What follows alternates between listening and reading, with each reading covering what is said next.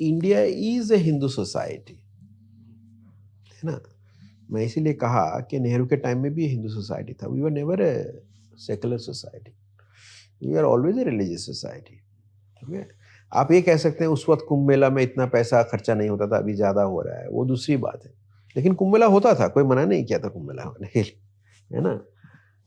ठीक है, तो बात होता है कि we were always a religious society. आप हर जगह दफ्तर जाएं, पूजा पाठ होता था, बिल्डिंग बना पूजा पाठ होता था, बस में बैठे तो पूजा पाठ हो गए, ड्राइवर के सामने पूजा, भगवान का मूर्ति है, चल रहा है, वगैरह वगैरह। तो we are always a religious society. Hindu राष्ट्र प्रोजेक्ट का एक पॉलिटिकल कॉन्टेक्स्ट है। पॉलिटिकल कॉन्टेक्स्ट ये है कि कुछ लोगों के अंदर में ये था कि यहाँ पर अंग्रेज लोग आए, मुगल्स आए, वगैरह वगैरह देश को, तो इनको निकाल करके हम लोग अपना इतिहास को बनाकर एक नया कंट्री बनाएंगे हिंदू लोग को, ये एक सोच था। और कुछ लोग ये सोचते हैं कि अरे वो पाकिस्तान बन गया, ये बन गया, मुसलमान लोग हैं और इनका पॉपुलेशन बढ़ रहा है, तो इन लोग सारा को फिर बड़ा पाकिस्तान बना देंगे, कुछ करेंगे। तो वो घबराहट भी है लोगों के अंदर में, इमेजिनरी है लेकिन है लोगों के अंदर में। तो आप मना नहीं कर सकते किसके अंदर में क्या सोच है, हो गया। कोई आदमी जाता है रास्ते में 4 बिल्ली चलेगा, उसे कोई फर्क नहीं पड़ता है। कोई आदमी के पास में 1 बिल्ली आ गया तो घबरा जाता है, बोलता है भागो यहाँ से। ठीक है, तो लोगों के अंदर में वो सारी चीजें हैं। तो these are all situations of this things about it. But मेरा जो कहना है कि इंडिया में सेकुलर पॉलिटिक्स को रीस्टैब्लिश किया जा सकता है, और इंडियन सोसाइटीज़ में जो प्रेजुडिसेस हैं वो काफ़ी दिनों से हैं।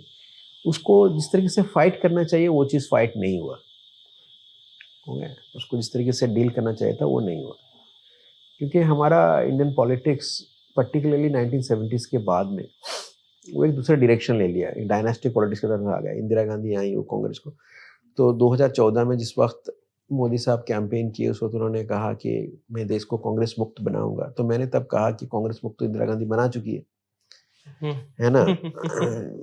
इंदिरा गांधी जब सारा पार्टी को कब्जा कर ली, कांग्रेस नाम का कांग्रेस रह गया ना, लेकिन basically it is a family party, let's recognise it, तो फैमिली बिजनेस है। तो कांग्रेस मुक्त तो इंदिरा गांधी तो पहले ही कर दी थी, ऐसी बात नहीं है। बट ये दूसरे लोग अपने आप को कांग्रेस के हिसाब से कहते हैं, लेकिन उसका कोई ताल्लुकात नहीं। This is not the same Congress party just given us the freedom, that is a different political party and this is a different, this is a family business.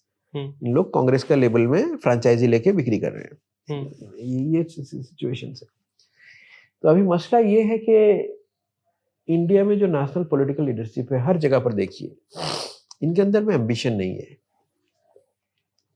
Akhilesh Yadav prime minister बनना नहीं चाहते, उनका शौक है बस यूपी का chief minister बनना। Stalin साहब प्राइम मिनिस्टर बनना नहीं चाहते, है ना। तो राहुल गांधी साहब क्या बनना चाहते हैं किसी को पता नहीं है ना। ठीक है, वो प्राइम मिनिस्टर बनाना चाहते हैं, लेकिन किसको बनाएंगे वो उनको पता नहीं है ना। तो ये सिचुएशंस है जैसे, तो we do not have that kind of political people who could mobilise and all of it about it. जो करना चाहिए उसे नहीं कर पाते। As a result of which BJP के पॉलिटिक्स को चैलेंज सही तरीके से नहीं हो पा रहा है। लोकल लेवल में चैलेंज होता है, जहां पे चैलेंज होता है वहां पे कई जगह पर सक्सेसफुल होते हैं। जैसे कर्नाटक में चैलेंज हुआ, वो सक्सेसफुल रहा, है ना। जैसा हिमाचल प्रदेश में थोड़ा बहुत चैलेंज हुआ तो रहा, वो इलेक्टोरल चैलेंज, जो आइडियोलॉजिकल चैलेंज नहीं है। सारा जगह पर जहां पर भी सक्सेस हुआ है वो इलेक्टोरल चैलेंज है। जैसा कर्नाटक में जो चैलेंज था वो गवर्नेंस के ऊपर में था, उन्होंने एक मुद्दा बना दिया, 40% का कैंपेन है, उसमें उन्होंने मोबिलाइज किया और उसमें जीता। आइडियोलॉजिकल चैलेंज नहीं था, है ना। तो इस तरीके से रहे। So that has become a big problem, because हमारा जो क्वालिटी ऑफ नेशनल लेवल में जो कंपटीशन होना चाहिए, it is crowded by dynasts. And dynast के साथ क्या मसला होता है, जो सबसे डायनास्टिक पॉलिटिक्स का जो सबसे बड़ा मसला ये होता है, dynastic politics always rewards loyalty over ability. आप हमारे लॉयल हैं या नहीं है वो बड़ी चीज है मेरे लिए, आप कितने काबिल हैं वो नहीं। As a result of which good talents don't come into those political parties, है ना। तो that has become the very big setback for Indian democracy. Okay, तो अभी देखो दुनिया में इतना सारा ग्लोबल इशूज चल रहा है, यूक्रेन वॉर चल रहा है, इजराइल में वॉर चल रहा है, या हमारा बॉर्डर इशूज चल रहा है, वगैरह वगैरह बहुत सारा इशूज चल रहे हैं फॉरेन पॉलिसीज के ऊपर में। हमारे इतने पॉलिटिकल पार्टीज हैं, किसी के पास एक फॉरेन पॉलिसी सेल नहीं है, है ना? दीज आर ऑल, कोई फॉरेन पॉलिसी का सेल नहीं। हमारा बस एक ही फॉरेन पॉलिसी है, पाकिस्तान, इसी के बारे में फॉरेन पॉलिसी है, और किसी के बारे में फॉरेन पॉलिसी नहीं है। तो इतने बड़े बड़े पार्टीज हैं, उनके पास रिसोर्सेस हैं, ये है लिखाई करना, डिस्कस करना, ये करना, वो सारी चीज़ की ज़रूरत है ना? वो सब कुछ नहीं होता है। सो एज ए डेमोक्रेसी, जो देखो, कोई डेमोक्रेसी पॉलिटिकल पार्टीज के बगैर नहीं चल सकता है। Political parties are the engines of democracy. जो हमारा सबसे दूसरा मसला ये है कि हमारे जितने सारे लोग जो क्रिटिसाइज करते हैं मोदी गवर्नमेंट को कि ये अनडेमोक्रेटिक है, इस ऑथोरिटेरियनिज्म फैला रहा है, वगैरह वगैरह, सारा क्रिटिसिज्म कर रहे हैं, और उनका हक है करने का। लेकिन ये सारे लोग अपने अपने पॉलिटिकल पार्टीज के अंदर में डेमोक्रेसी लाए हैं क्या? Exactly. Now we have a whole range of political parties and leaders who want democracy at the national level or at the state level, but not inside the party. Inside the party, ना TMC believe करता है, ना DMK believe करता है, ना Congress party believe करता है, ना समाजवादी पार्टी बिलीव करता है, ना एनसीपी बिलीव करता है, ना शिवसेना बिलीव करता है। Inside the party we don't want to democracy. यहाँ पे इलेक्शन नहीं होगा। जब इलेक्शन होगा तो हमारा आदमी जीतेगा। इस तरीके से प्लान करो जैसा खाड़गे ही जीते और कोई नहीं जीते। ये है ना? तो this is a threat, because the people who want democracy at the national level but not inside the party, they are not democrats. Exactly, sir. You know, they believe in democracy for others, not for themselves. Okay, they are not true democrat. जो true democrat है वो हर level में democracy देखेगा। ये सारा मसला है, ये सब बहुत सिग्निफिकेंट मसला है। ये मसला जब तक सॉल्व नहीं होगा, ये सारा प्रॉब्लम इस तरीके से इधर उधर होता होगा। That is what it is. The Hindu-Muslim problem has become so big problem precisely because of this reason. Okay. Because your democracy has not evolved properly. So a lot of things are been captured part of it, और उसमें media का एक बहुत बड़ा role है, क्योंकि media भी ये सारा चीज को, मुद्दा को सही तरीके से, मेन स्ट्रीम मीडिया जो है, they all have become spokesperson of the government. Most anchors of television are bigger spokesperson of the Bharatiya Janata party. ज़्यादा हेट मुस्लिम्स के खिलाफ ही करते हैं। हाँ, उनके अंदर में चल रहा है वो सारा चीजें।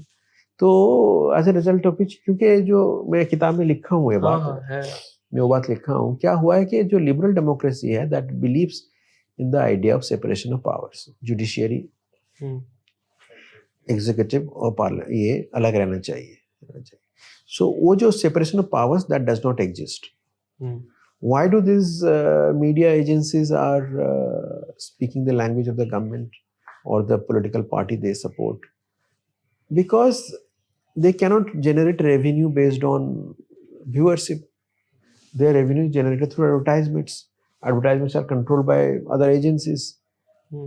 So they have to, वो अपने सर्वाइवल के लिए कर रहे हैं। कल सरकार बदल जाएगा, फिर दूसरा सरकार, फिर दूसरा सरकार बारे में बोलना शुरू कर देंगे उनको, है ना? तो the whole question is this, that is what has become about. Everybody is interested about their own financial survival.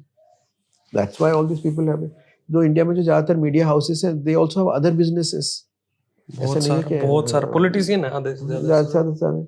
So उनका वो बिजनेस के लिए उनको they have to keep the government in happy mood. They have to please the government, है ना? अब government चाहे या ना चाहे, उनको खुश करना है, उस चक्कर में वो रहते हैं। ठीक है? So those are the things. There is something fundamentally wrong that has gone in our society. So unless we fix that, all these secondary problems becomes primary problems, and primary problems disappear from the agenda. That is what has happened. Okay.